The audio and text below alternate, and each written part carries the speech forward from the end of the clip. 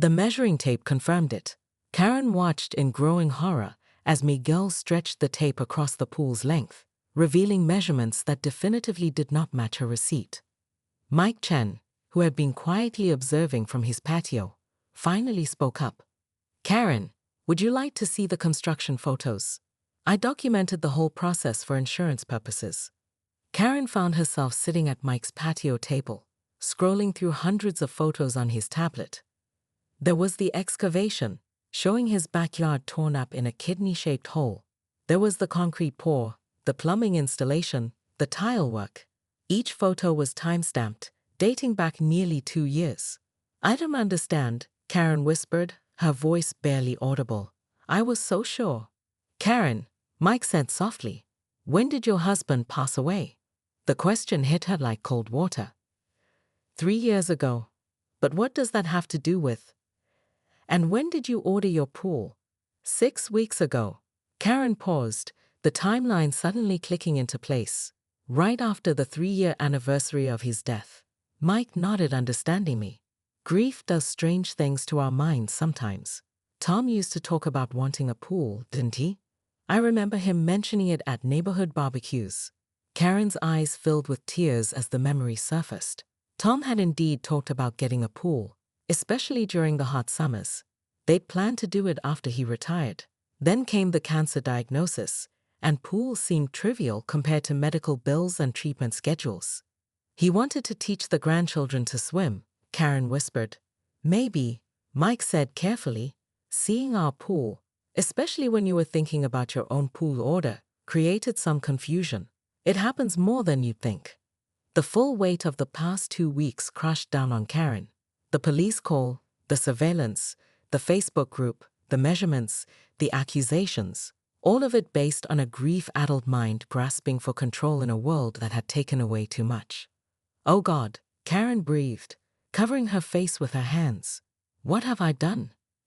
Dave and Miguel quietly excused themselves, promising to call Karen later about scheduling her actual pool installation. Mike poured 2 glasses of lemonade and sat beside Karen as she processed the enormity of her mistake. "I've made such a fool of myself," Karen said through her tears. "The whole neighborhood thinks I'm losing my mind." "Maybe," Mike said with surprising gentleness, "but everyone in this neighborhood has lost their mind about something at some point. Mrs. Watson spent 6 months convinced the mailman was stealing her magazines. The Johnsons called code enforcement on their own garden shed because they forgot they'd built it." Karen managed a weak laugh to spike her tears. "Jenny Martinez said the board wants to call a special election to remove me as HOA president." "That would be a shame," Mike said, and Karen looked up in surprise. "You're passionate about this neighborhood, Karen. Maybe too passionate sometimes, but passion directed properly can be a good thing." As they sat in comfortable silence, Karen noticed Mike's 8-year-old daughter Emma watching them from the sliding glass door, her face pressed against the glass. The walking group exchanged worried glances and continued on their way.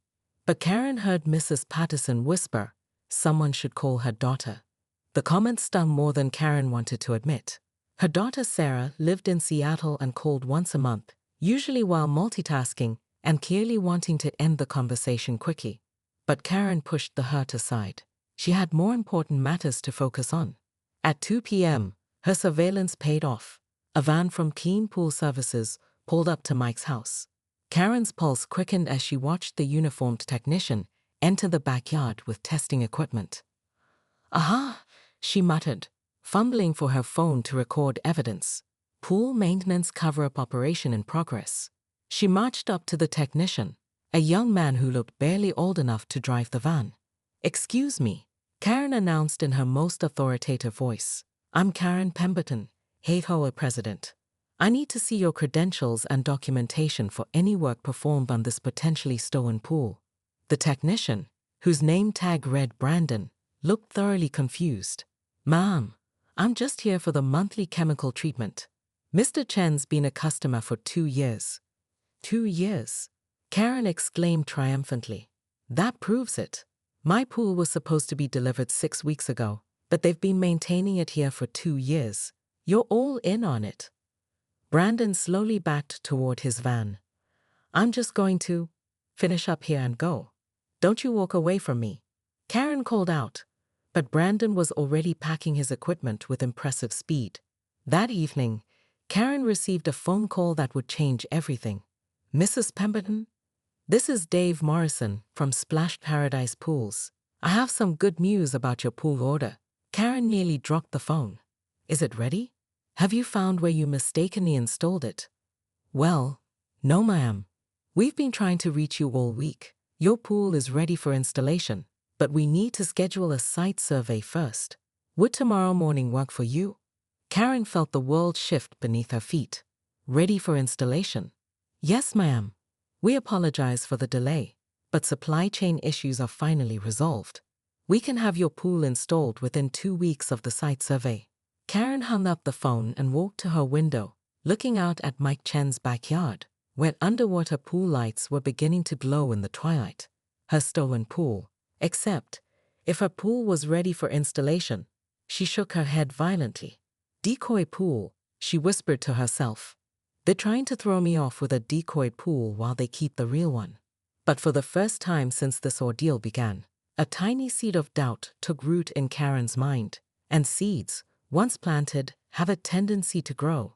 The site survey team from Splash Paradise Pools arrived at Karen's house Tuesday morning to find her backyard already marked with spray paint in a precise 12 by 24-foot kidney shape. She'd spent 3 hours measuring and remeasuring, cross-referencing her receipt specifications with online pool calculators. Mrs. Pemberton, Dave Morrison extended his hand with professional courtesy. I'm Dave, we spoke on the phone. This is Miguel, our site engineer. Miguel walked the perimeter of Karen's intended pool location, taking measurements and soil samples while Karen hovered nearby, peppering him with questions about pool theft prevention and security features. Ma'am, Miguel said carefully, has anyone ever explained pool installation timelines to you? Of course, Karen snapped, which is why I know someone stole my pool and installed it 3 houses down. Miguel and Dave exchanged glances. Dave cleared his throat. Mrs. Pemberton, I think there might be some confusion. Could you show me this pool you believe is yours? 20 minutes later, the 3 of them stood in Mike Chen's backyard, having been graciously admitted by Mike himself, who seemed more amused than annoyed by the situation. This is a Clearwater Deluxe model, Miguel said, examining the pool's features. Installed approximately 2 years ago, based on the settling and landscape maturity. Mrs. Pemberton, you ordered our Neptune Classic model, which has different dimensions and features. Karen studied the pool with new eyes, noting details she'd previously dismissed. The tile work was different from her order form. The depth markers showed measurements that didn't match her specifications. Most damning of all, she could see where the original construction had disrupted and then re-established the landscape, something that would have been impossible to fake. But Karen's voice was smaller now. It's kidney-shaped. Same size. Kidney-shaped pools are very popular, Dave said gently. And this one is actually 14 by 26 feet. Your order is for 12 by 24. Karen Pemberton was measuring her neighbor's pool with a 30-foot measuring tape when the police arrived. Officer Rodriguez stepped out of his cruiser to find a 62-year-old woman in a lime green tracksuit sprawled across someone's backyard fence, frantically scribbling measurements on a clipboard while shouting, "This is 3 inches too close to the property line." "Ma'am, we received a report about a stolen pool," Rodriguez said, checking his notes with barely concealed bewilderment. Exactly. Karen scrambled down from the fence, her reading glasses hanging askew. That pool was supposed to be mine. I ordered it 6 weeks ago from Splash Paradise Pools, and somehow it ended up in their yard. She jabbed her finger toward the modest ranch house where Mike Chen was currently floating on an inflatable unicorn, sipping lemonade and watching the scene unfold with amused fascination. The third shocking moment came when Karen produced a crumpled receipt from her fanny pack. See?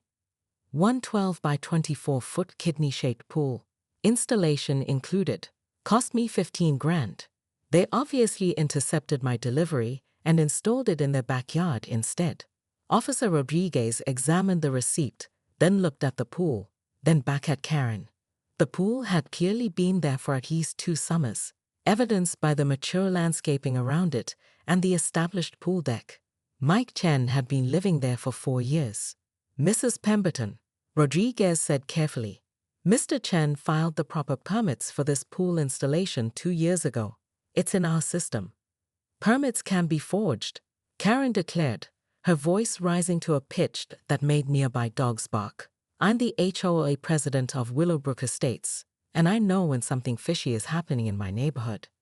Mike Chen finally climbed out of his pool, water dripping from his swim trunks. Officer, with all due respect, I built this pool in 2023. My wife and I saved for 3 years to afford it. We have photos of the entire construction process. Photos can be doctored, Karen snapped. I watched CSI. What had started as Karen's morning power walk had devolved into this circus when she'd spotted what she was convinced was her missing pool.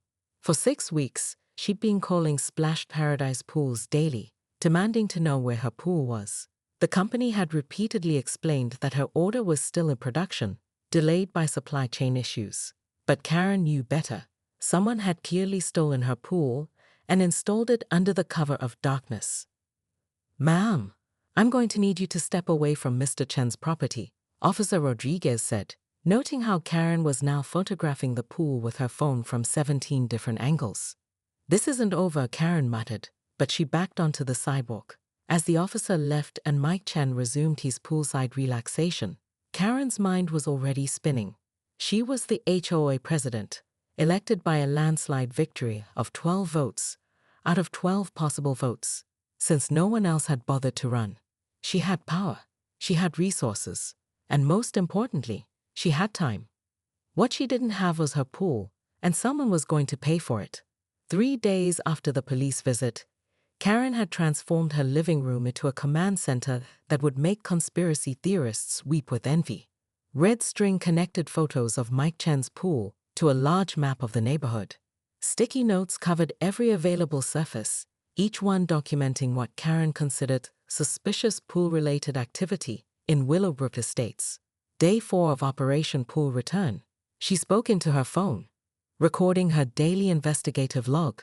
Subject continues to enjoy what is clearly my stolen pool. Today I observed him using a pool skimmer at 7:23 am. Who skims their pool that early unless they have something to hide? The doorbell rang, interrupting her surveillance report.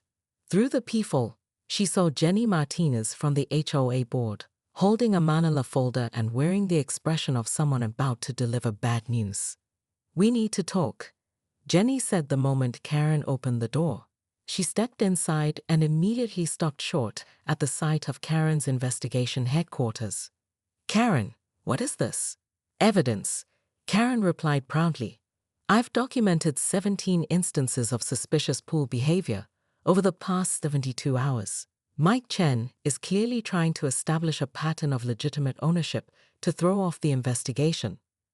Jenny opened her folder and pulled out a stack of papers. Karen, I've brought copies of all the HOA records from 2023. Mike Chen filed for pool approval in March. The Architectural Review Committee approved it in April. Construction began in May.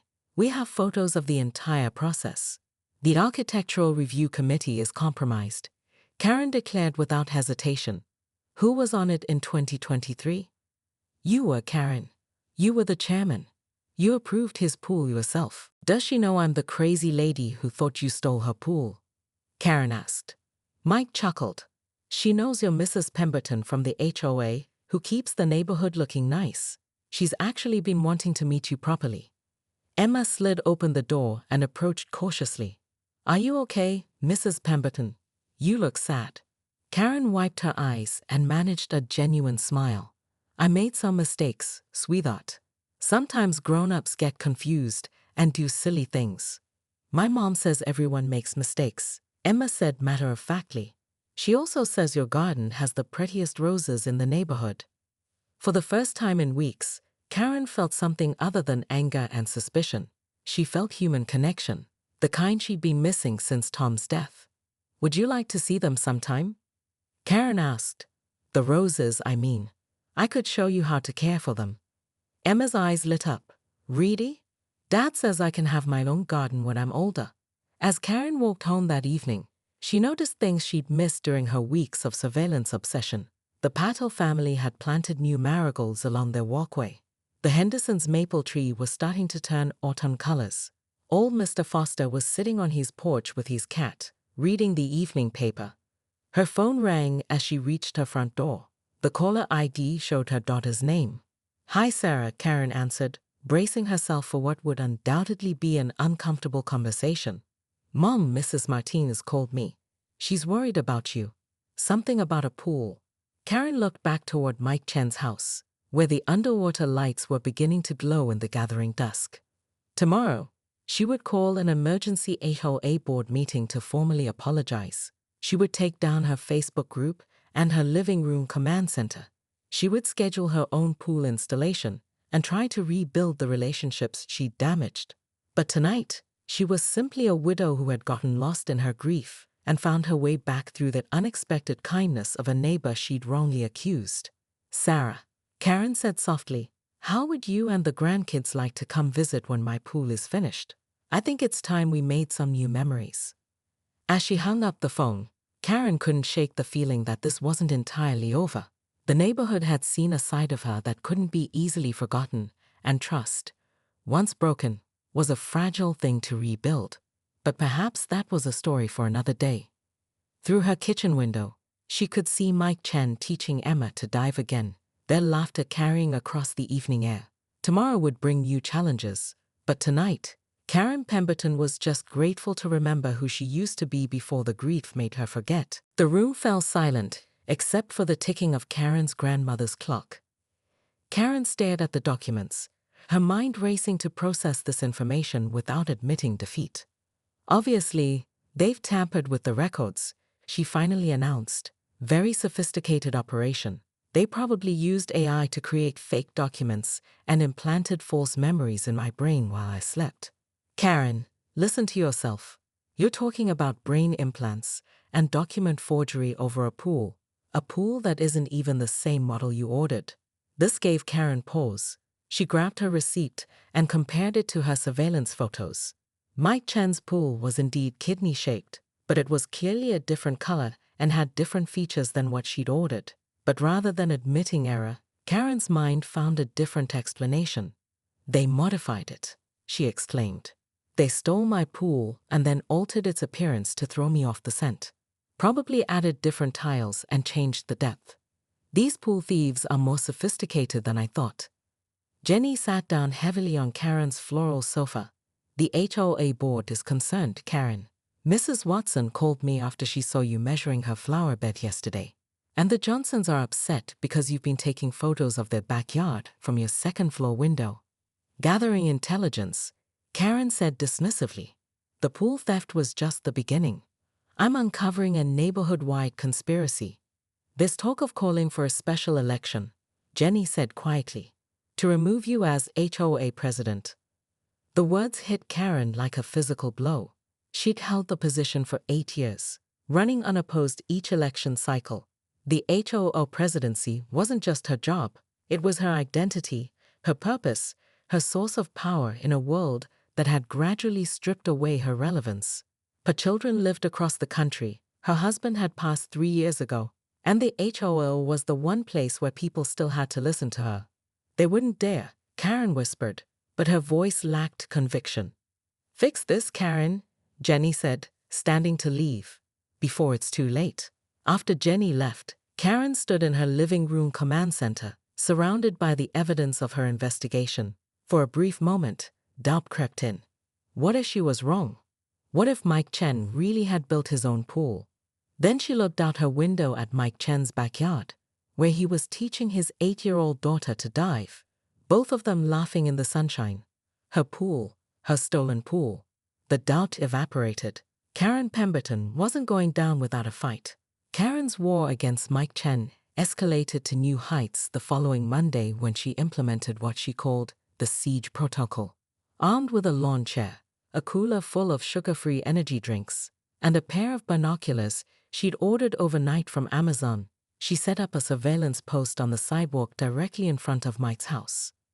"Morning, Karen," Mike called out cheerfully as he left for work, his daughter Emma skipping beside him toward the school bus stop. "Enjoying the fresh air?" "Just observing community activities," Karen replied through gritted teeth, adjusting her binoculars, making sure all neighborhood facilities are being used appropriately. What Mike didn't know was that Karen had spent the weekend crafting her masterpiece, a 17-page formal complaint to the city's Code Enforcement Division, complete with diagrams, photographs, and what she called temporal inconsistencies in pool ownership claims. She'd also filed a report with the Better Business Bureau against Splash Paradise Pools for conspiracy to commit pool theft, and started a neighborhood Facebook group called Willowbrook Watchdogs to rally community support. The Facebook group currently had 3 members: Karen, her sister Linda from Phoenix, and someone named bot_user_7749, who only posted cryptocurrency links. By 10 a.m., Karen had documented Mike's suspicious activities in her logbook. Subject's pool filter ran for exactly 3.7 hours during nighttime operation, clearly attempting to destroy evidence of theft. She was so absorbed in her surveillance that she didn't notice Mrs. Patterson approaching with her morning walking group. "Karen, dear," Mrs. Patterson said gently, "perhaps you'd like to join us for our walk today. Get some exercise, chat about normal things." "Can't," Karen replied without lowering her binoculars. "I'm conducting a stakeout. Did you know that Mike Chen's pool pump operates on a timer that coincidentally matches the exact specifications of my stolen pool's filtration system?"